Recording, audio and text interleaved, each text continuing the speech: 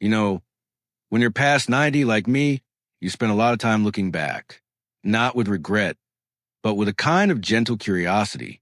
You ask yourself, what do I wish I had known sooner? What could I have done differently to feel stronger, longer? If I could sit down with my younger self, maybe when I was in my 60s or 70s, I would lean across the table, look myself in the eye, and say, pay more attention to the simple foods on your plate. They could be your best friend or your quiet enemy. That's what I want to talk to you about today. Not in a lecture, not with medical jargon, but as someone who's lived a long life, who has seen friends thrive and others struggle. 5 foods we've trusted for years, foods that feel safe and familiar, can actually wear down the heart, especially after 70. And if you'll stay with me, I'll share stories, lessons, and small swaps that may just give you, or someone you love, more time, more strength, and more mornings to enjoy. 1. Processed meats, the old companion that turns on you. I'll start with one that's close to many of our hearts. Bacon, ham, sausages, deli meats. I remember mornings as a young father. My wife frying bacon while the children got ready for school. The smell filled the house, and it felt like love itself. Even when the children were grown, I kept the habit. A little bacon with eggs, maybe some sausage on weekends. But here's what I didn't see. Those meats are packed with salt and preservatives. They don't just give flavor, they give your heart extra work. Too much sodium raises blood pressure. Nitrates, those invisible chemicals, can damage blood vessels. Let me tell you about John, my neighbor back when I was in my 70s. He was a retired teacher, sharp-minded, and faithful to his breakfast plate. 2 slices of bacon every morning without fail. I've eaten this all my life, he'd laugh, and I'm fine. But by his mid-70s, John was visiting doctors more often, his blood pressure climbing, his heart laboring. He never connected it to the bacon. Why would he? It felt like a harmless comfort. If I could talk to John now, I'd tell him, friend, you don't need to give up the pleasure. You just need to change the source. You can roast a piece of turkey breast at home, slice it thin, and season it with herbs. Or put avocado on whole grain toast with a sprinkle of pepper. It still feels hearty. It still fills the plate. But it doesn't burden the heart. It took me years to see it. Sometimes the foods we love most in our memories aren't the ones that love us back in our later years. 2. White bread, the soft comfort that misleads you. The second food feels so innocent you might laugh. White bread.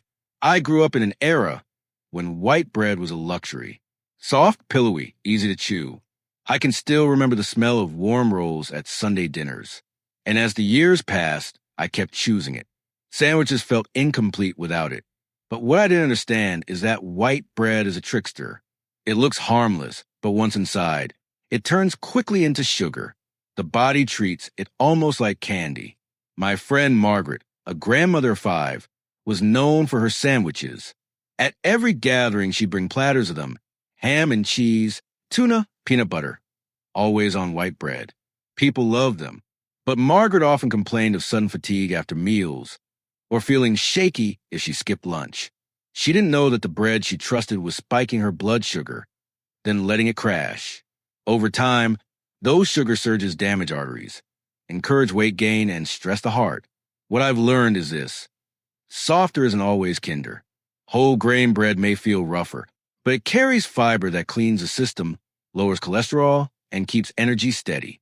Brown rice, oats, barley. Foods that take longer to chew, but also give the heart a longer, steadier rhythm. If you're younger than me, let me say it gently.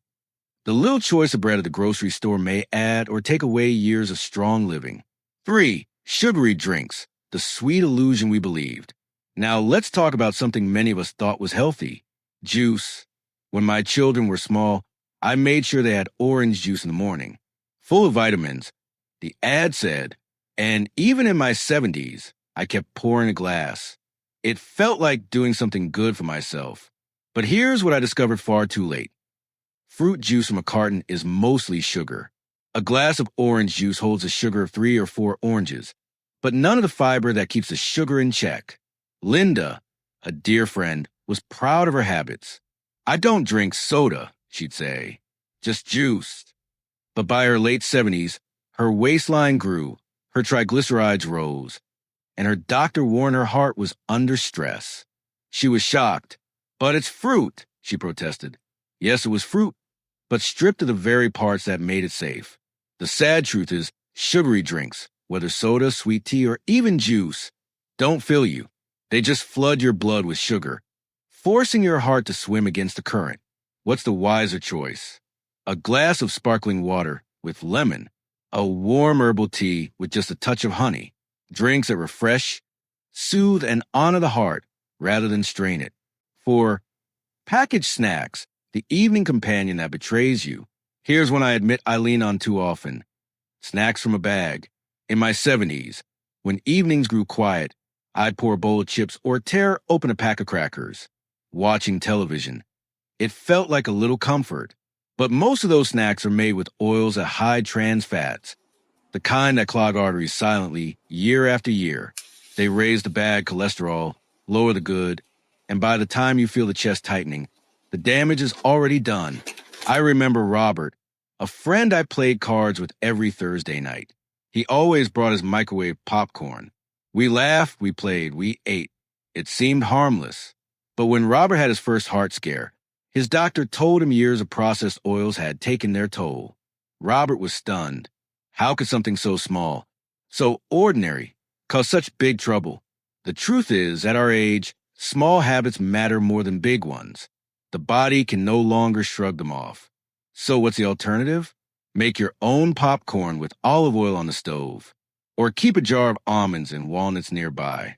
Still crunchy, still satisfying, but nourishing instead of harming. When I made that change, I didn't feel deprived. I felt wiser. 5. Canned soups and frozen meals, the lonely shortcut.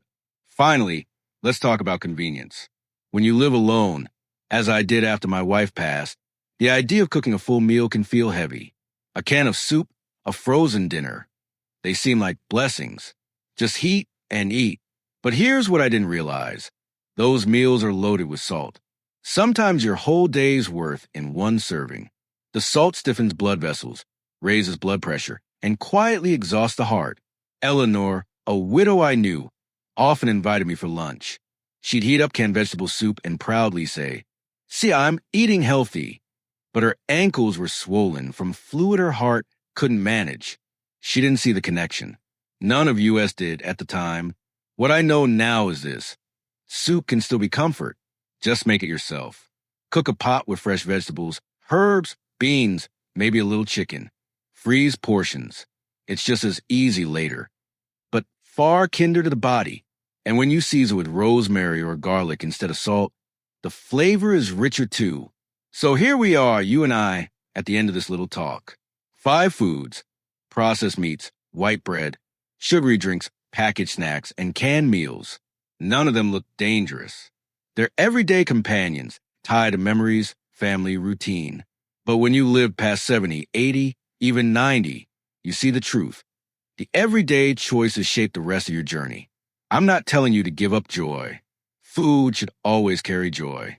What I'm saying, as someone who's walked a long road, is this: choose joy that sustains, not joy that steals. The swaps are simple. The benefits are lasting.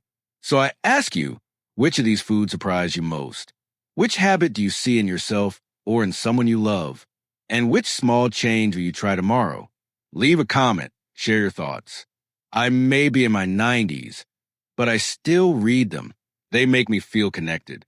And if this talk gave you something to think about, give it a thumbs up, subscribe for more gentle wisdom from those of us who've been around longer, and share it with a friend or family member. Sometimes the quietest advice, passed from one generation to another, is the most powerful gift we can give.